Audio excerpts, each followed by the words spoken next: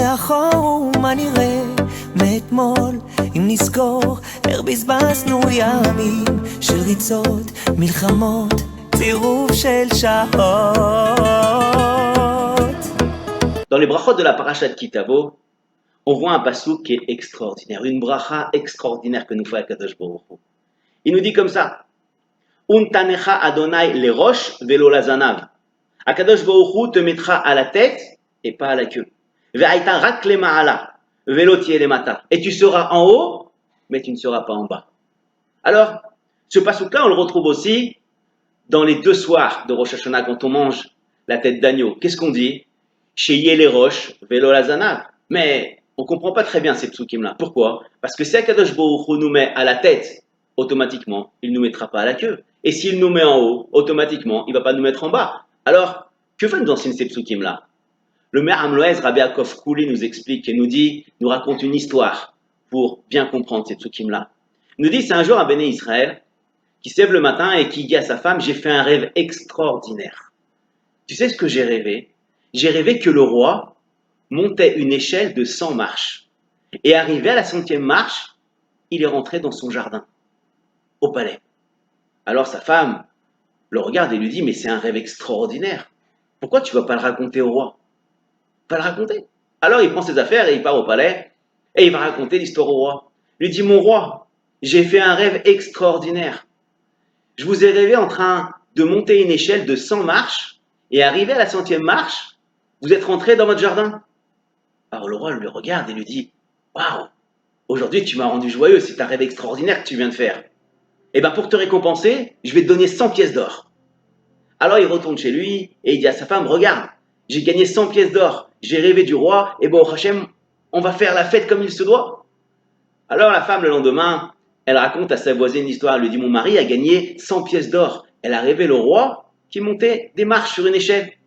Alors la voisine rentre chez elle et dit à son mari: tu sais quoi? Tu sais ce qu'il a fait, le voisin? Il a rêvé le roi qui montait une échelle et il a gagné 100 pièces d'or. Va toi aussi dire que tu as vu le roi monter sur une échelle de 1000 marches et comme ça, nous aussi, on va gagner des pièces d'or. Alors c'est ce qu'il fait. Il retourne au palais et il dit: mon roi, j'ai rêvé aussi un rêve extraordinaire. Il lui dit: qu'est-ce que tu as rêvé?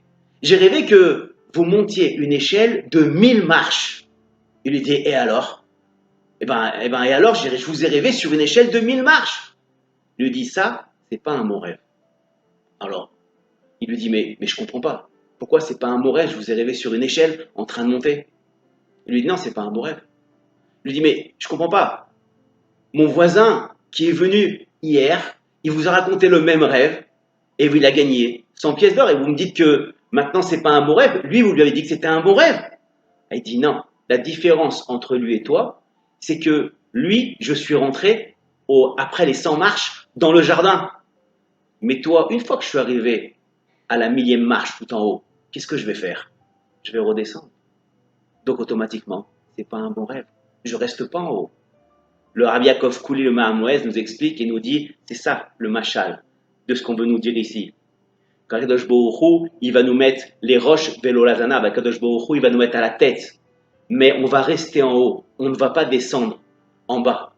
On va être les ma'ala, mais on ne descendra pas les mata. C'est ça que veut nous expliquer le pasouk dans Kitavo et le seder de Rosh Hashanah quand on dit ve chénier les roches velo lazanav, on restera en haut. Le seder de Rosh Hashanah est extraordinaire.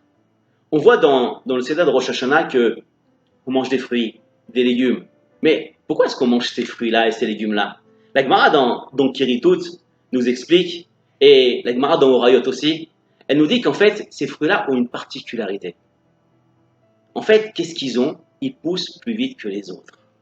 Et vu qu'ils poussent plus vite que les autres, alors nous aussi, on veut avancer plus vite que les autres en début d'année.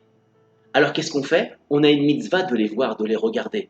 On n'a même pas l'obligation de les manger. Nous, au Hachem, on fait la khumra et on les mange. Mais on n'est même pas obligé de les manger. Juste de les voir, ça suffit pour avoir la bracha pendant toute l'année. Qu'au début, on a vu des choses qui ont une bracha de pousser plus vite que les autres. Nous aussi, on veut avancer, on veut grandir, on veut se rapprocher plus d'Akadosh Baruch Hu et plus vite encore. C'est pour ça qu'à Rosh Hashanah, on mange ces fruits et ces légumes-là. Les Khamim nous expliquent et nous disent que aussi on a l'habitude de manger la pomme trempée dans le miel. Le miel en fait fait référence à la Torah parce que c'est doux comme la Torah. Quand vous prenez une pomme, vous allez l'éplucher, vous allez laisser en plein air. D'un seul coup, la pomme va commencer à noircir, à devenir marron. En fait, c'est comme un Béné Israël. Le Béné Israël, quand il arrive Rosh Hashanah, alors il a le Esh Shel Torah, il a le feu de la Torah, le feu de la Tchouva, il veut avancer, il veut revenir vers Akadosh Baruch Hu. Et tout au long de l'année, eh ben, ce feu-là va se refroidir un petit peu, petit à petit, jusqu'à Rosh Hashanah prochain. En fait, les Khamim, avec la pomme, veulent nous donner un remez et nous dit comme ça. Quand tu laisses la pomme toute seule, oui, elle devient marron. Mais quand tu la trompes dans le miel, dans la Torah, alors le miel va la conserver. Et elle va garder toute sa couleur blanche, belle. Et c'est comme ça qu'il faut faire. Quand quelqu'un il veut avoir le Esh Shel Torah, il veut le garder jusqu'à l'année d'après, et il veut avoir le Esh de pouvoir se rapprocher d'Akadosh Baruch Hu, qu'est-ce qu'il faut qu'il fasse? Il faut qu'il se rapproche de la Torah et qu'il ne diminue pas ce Esh Shel Torah. Parce que s'il va diminuer, automatiquement, il va se refroidir. C'est pour ça que le soir de Rosh Hashanah, les soirs de Rosh Hashanah, parce qu'il y en a deux, Baruch Hashem, on a le minhag de manger une pomme trempée dans le miel. Pour nous rappeler que le miel, c'est la Torah. Et quand je reste collé à la Torah, alors automatiquement, je ne me refroidis pas. Et je me rapproche d'Akadosh Baruch Hu. ונביט לאחור מה נראה מאתמול אם נזכור איך בזבזנו ימים של ריצות, מלחמות, צירוף של שעות